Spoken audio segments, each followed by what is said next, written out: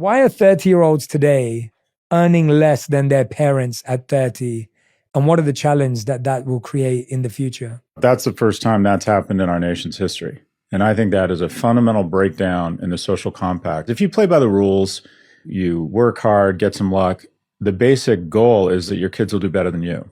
And when your kids aren't doing better than you, it creates shame and rage. The incumbents who ultimately weaponize government and put in place, advocate for their own interests, passing fiscal policies, have transferred wealth from young people to old people. The two biggest tax deductions are mortgage interest rate and capital gains. Who owns homes and stocks? People my age.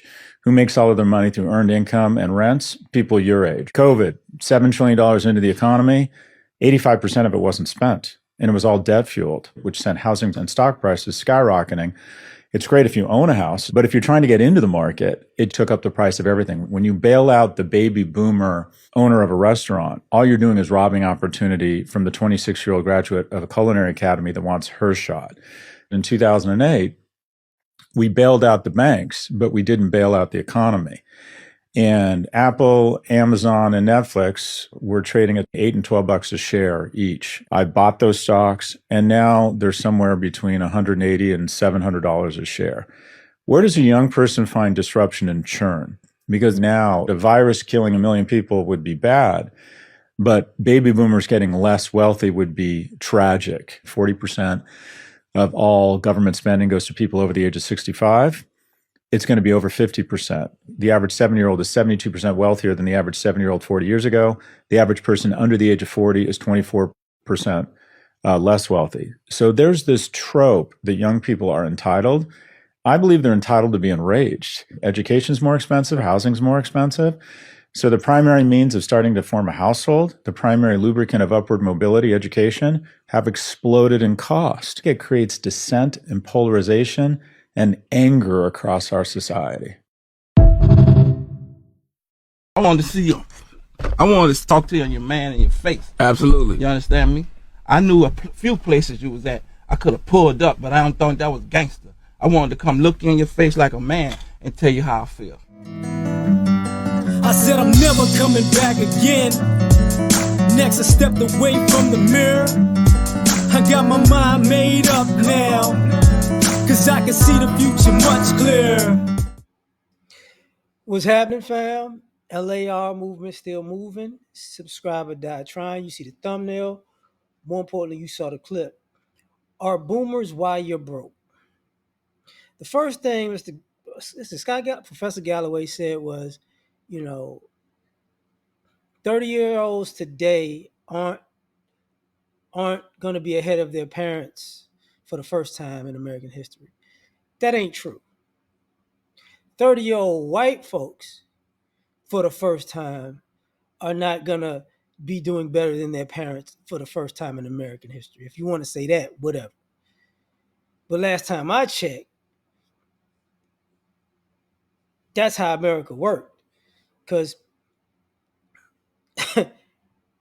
in my community, it fluctuated, it's up and down all the time, because even if you got something, eminent domain. If you got something, just flat out theft. So I've seen people build themselves up, and people in the government snatch it away, and then the next generation, is the same way. So the issue becomes, I would say, can white America deal with it? I don't know. I don't think so, but I don't know. Because boomers, we blame boomers for their selfishness. But here's where we kind of miss a few things. They're not trying to fix this. That's the first thing. So it doesn't matter what they tell you about, hey man, y'all broke because of us. They don't care. That's the first thing. And then you got some boomers who are taking care of multiple people because of their having more wealth than us, quote unquote, us and Gen X and millennials. But I think what they're saying that's missed is I think people feel like there's less opportunity for future wealth than in the past because businesses and conglomerates have come and gone the whole time. Like y'all don't remember, Sears and Roebuck went to Sears. You know, Circuit City's gone, Blockbuster's gone, um, Toys R Us is gone. You know, Sony's here, still here, but in my mind, I'm I guess Pizza Hut and stuff like that. Yeah, certain there are certain businesses like taxi cab service is gone. Um, Pharmacy still steady or whatever, but there are certain Eckert's gone, Woolworth gone. The people they've changed and become something else. That's how you got your CVS and your Walgreens and whatnot. The issue becomes Walmart, like Walmart and the super Walmarts, Target, Kmart is gone. So people feel like, hey man, the opportunity to build a brand and business doesn't come off as easier now. What I say is it looks like boomers have made it difficult for the entrepreneur in America because they didn't want competition. And it ain't just boomers, it's Gen X too. It's us and Gen X. This stumping down the competition thing before they ever exist, you basically killed a lot of the economy and you did it on purpose. That's what going global, cheap labor in Asia, cheap labor in Mexico, bringing cheap labor from, bringing cheaper labor from Mexico and Asia, H1B1 visa type situation because you don't want competition. You get what I'm saying? That you have even with big conglomerates like Amazon, they had people funding them for years before they actually turned a profit. Have them tell it, right? So they didn't go out of business because they had people with deep pockets like, oh man, we're gonna turn a profit at some point. So a lot of the advances you see business wise are in tech.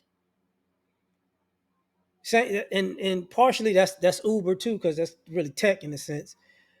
But we're sick of taxi cabs. We could take it over, but they did so much to get the land. They did so much to get. They bought off politicians, which politicians are for sale. But after they opened the door, they closed it. You get what I'm saying on anybody else. So now you have to circumvent the system to try to get ahead. And as people would say, there are so many new ways to make money now that they were 5, 10, 20 years ago that you would think, oh, it's not a big deal. But it is, though. It's a huge deal. That's why you see all these other groups going into entertainment. Even streaming is just entertainment because society closed the door on so many different things. If you could go be a doctor, it was supposed to be profitable. They govern that to a degree. Go be a lawyer, govern that. You get what I'm saying? Be an engineer, depends on what kind of engineer, govern that. So now, a lot of the high paying jobs really are blue collar jobs. And that's the, like I said, the maneuvering in the sense of that's what AI is for. That's partially why they had the guys on the docks. Was that L.A.? I forget if it was L.A. or New York at the port. You know, striking because hey man, we need more money because they're trying to replace people with machinery. So now you have this issue where basically the idea we're using technology to become more efficient is honestly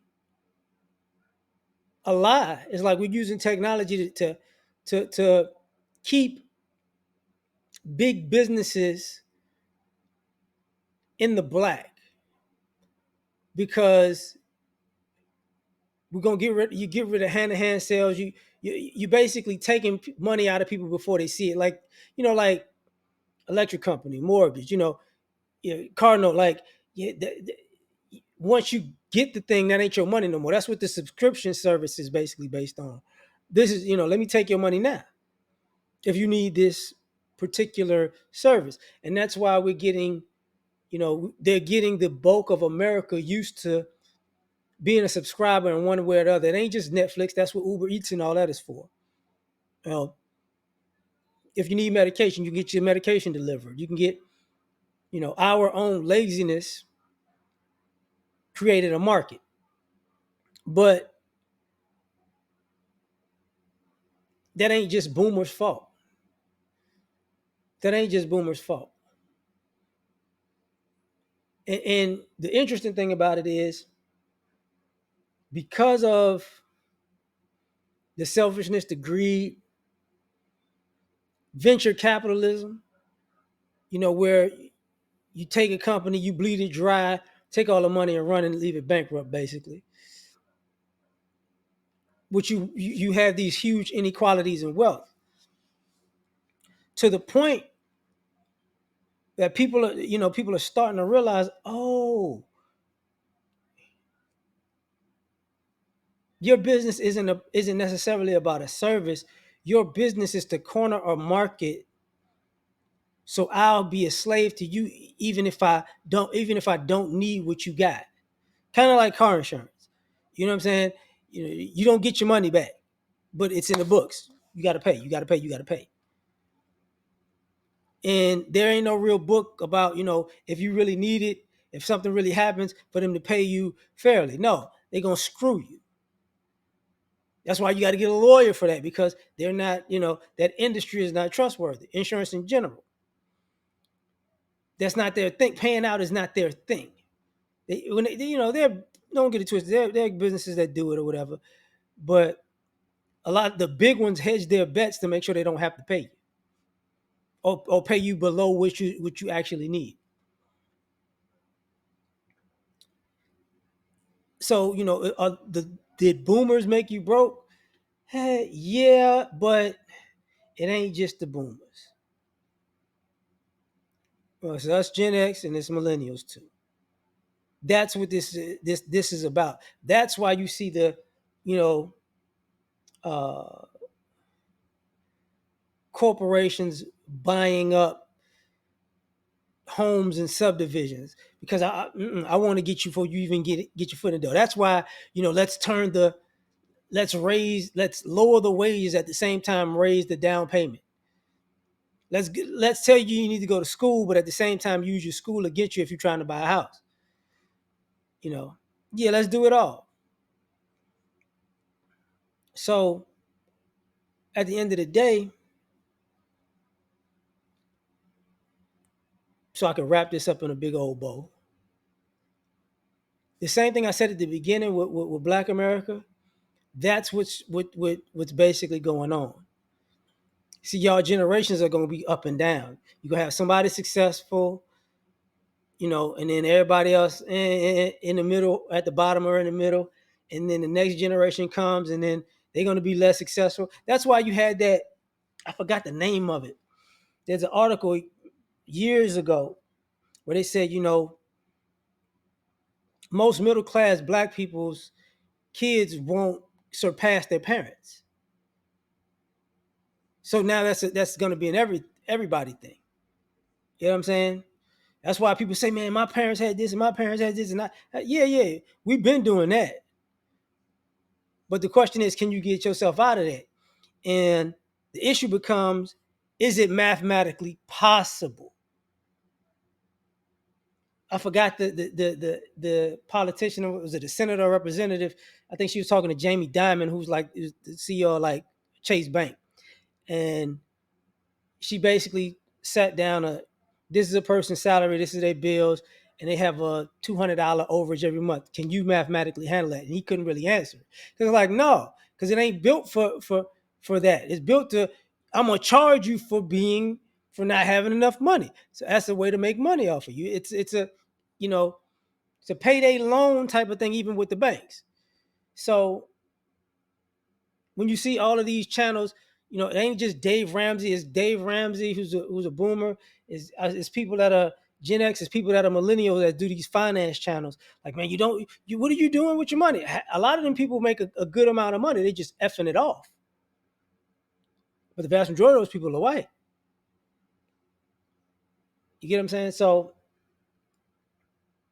at this rate, for some people, boomers are making you broke. And for some people, part of the "Make America Great Again" slogan is, you know, you want your dollar to stretch far like it did back in the day, and it's not going to happen. You need to have a food stamp mindset as far as how much you really got, because if you don't, you're going to believe you're entitled, you deserve this, you deserve that, you've worked for it, you've earned it, and it's just going to put you in a deeper hole. But I'm going to leave it at that, man. You tell me what you think. Like, share, subscribe. Catch you on the next one. Peace.